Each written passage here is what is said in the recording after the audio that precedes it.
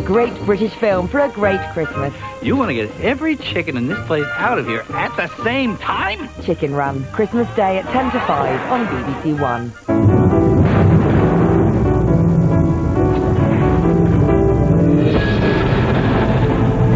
Number 10. Oh dear, Jamie. Those cupties can be murder.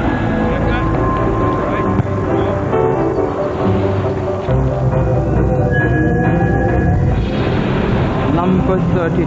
The centre back is a bit of a butch. Jump, jump, jump.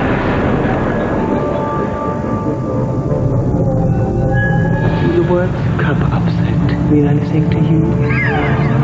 Ashley, you okay? I feel like you've seen a ghost.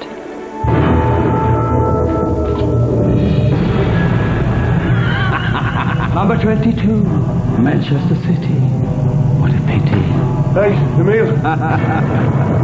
You'll never guess who we've got a nickel. The FA Cup. Great drama from the BBC. Coming. Christmas is coming. Simon. Excitement. Expectation. Celebration. Joy. A celebration of performance. This Christmas on BBC Two.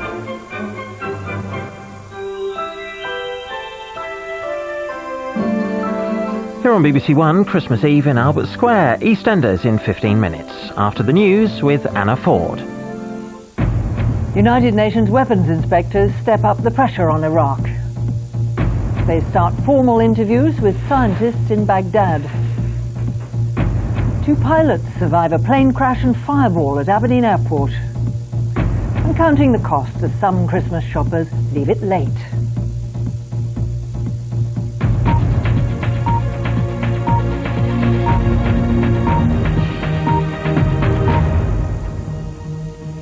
Good evening and welcome to the BBC News. The United Nations has confirmed that it started formal interviews with Iraqi scientists. The first to be questioned said the questioning was objective and even friendly, but crucially insisted that he was accompanied by an Iraqi official.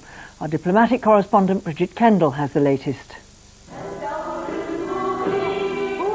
Tonight in Baghdad, a Christmas Eve service for the tiny Christian community. The threat of war hangs over everyone, but the festive spirit has not been extinguished. No holiday rest for UN weapons inspectors, though. One target of their scrutiny today, the sodium cyanide and white phosphorus, reportedly at this Iraqi military complex. And it's now been confirmed that their one-on-one interviews with Iraqi scientists have started, though whether through loyalty or downright fear, one man refused to be interviewed in private. They asked to interview me alone. I apologized and I asked to have the interview in the presence of one of our team, the Iraqi team. Hardly a promising start for the unmonitored interviews it was hoped would unlock Saddam Hussein's secrets. Tonight he went on television to claim the inspections would unearth nothing new. If so, it could be a long wait for the thousands of US troops standing by in the Kuwaiti desert. But today, they did at least have one visitor to boost morale. Santa Claus, on the back of a pickup truck. Ho, ho, ho, Merry Bridget Kendall, BBC News. The UN's nuclear watchdog has said that North Korea has joined Iraq on its list of priorities after it removed monitoring equipment from one of its nuclear reactors. The International Atomic Energy Agency says it now has no way of checking whether the plant near the capital, Pyongyang, will be used to make plutonium for nuclear weapons. 7 men have been charged with terrorism offences. They appeared at Edinburgh Sheriff Court this afternoon and were remanded in custody. The men, who are all Algerian, were arrested last week in Edinburgh and London. The 7 suspects arrived at court in Edinburgh in a convoy of vehicles, their vans escorted by police cars and motorcycle outriders. Throughout their journey from a high-security police station near Glasgow, a helicopter monitored their progress. The men, all Algerian, were arrested 6 days ago. 3 were living in Edinburgh, the others had addresses in Oxford and Ealing in West London. The court proceedings were private and none of the men was required to make a plea to the charges against them. The details of these haven't been made public, but they're covered by Section 57 of the Terrorism Act, which states that a person commits an offence if he possesses an article in circumstances which give rise to a reasonable suspicion that his possession is for the purposes connected with the commission, preparation or instigation of an act of terrorism. All of the men were remanded into custody and will be held at prisons throughout Scotland. They'll return to court in the new year. Andrew Castle, BBC News, Edinburgh. The crew of a plane that caught fire and crashed into a car near Aberdeen Airport say everyone involved had a very lucky escape. The 2 Danish men and the woman driver of the vehicle all escaped with just a few cuts and bruises. No sooner had the plane got airborne than it came down again, crashing into a car driving along the busy main access road to the airport. One of its propellers came to rest right beside the vehicle. First to arrive at the scene was a taxi driver.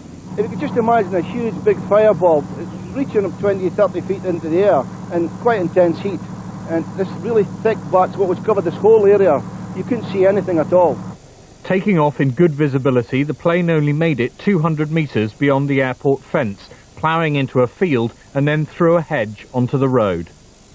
Fire swept through the main body of the aircraft, but it was empty. The car driver was treated for shock, the 2 pilots for cuts and bruises. The crew told medical staff they'd been very lucky. Seemingly about 100 feet off the ground, but still over the airport complex. I think they lost the right-hand engine, and also I think they talked about a fire, and very quickly, obviously, the plane had a crash landing.